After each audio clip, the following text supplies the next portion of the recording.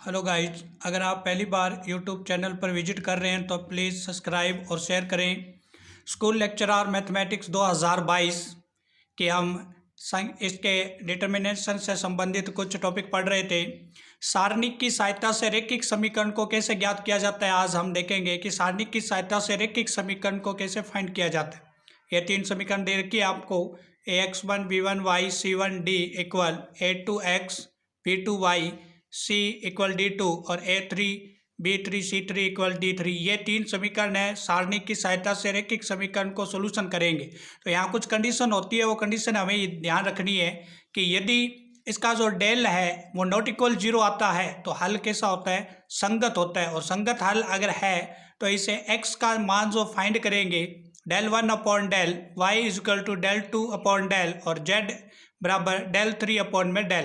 अब बात रही डेल, डेल तो यहाँ से निकालेंगे। डेल 1 कैसे निकालते हैं कि d1 के मान अगर x की जगह पुट कर देते हैं तो डेल 1 का मान आता है, और d1 d2 d3 को y की जगह पुट करते हैं तो डेल 2 का मान आता है, और d1 d3 का c1 c2 की जगह मान रखते हैं तो डेल 3 आता है। अभी एग्जांपल में अपने इसका देखेंगे, ये जो डेल नॉट इक्वल जीरो होता है x1 y2 और z के मान जो आते हैं, इस पूरे नियम को बोलते हैं क्रेमर नियम के नियम।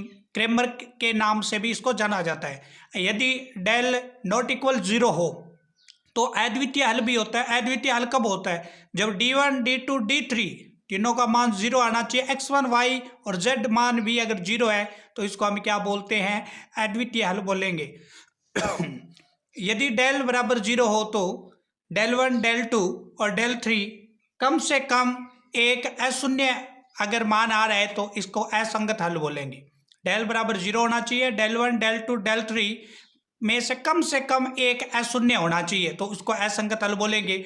और यदि हम बात करेंगे डेल बराबर जीरो हो तो डेल 1 डेल 2 डेल 3 भी जीरो हो तो अनंत हल होंगे। यहाँ से यहाँ क्या, यहाँ कम से कम एक शून्य होना चाहिए, मतलब डेल 1 डेल 2 में से एक कोई भी शून्य नहीं होना चाहिए, और यहाँ तीनों ही अगर शून्य है तो अनंत हल होंगे।